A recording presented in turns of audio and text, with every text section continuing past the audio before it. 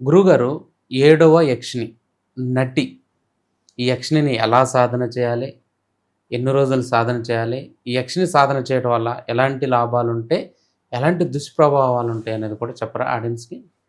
వాస్తవంగా అష్టలక్ష్మి ఎపిసోడ్లో ఏడవదైనటువంటిది నటి యక్షిని.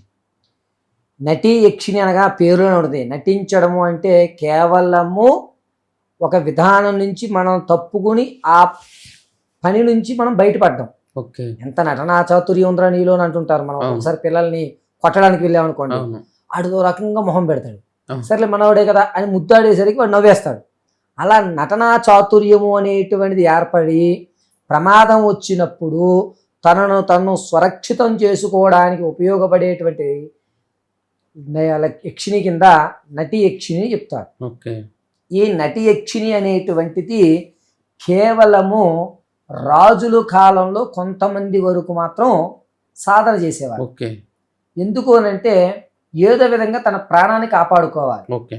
అదేదో నటించాలి అని చెప్పి తను మారి ఈ తన యొక్క జీవితాన్ని కొనసాగించుకోవడానికి ఉపయోగించేటువంటి యక్షిని. ఓకే.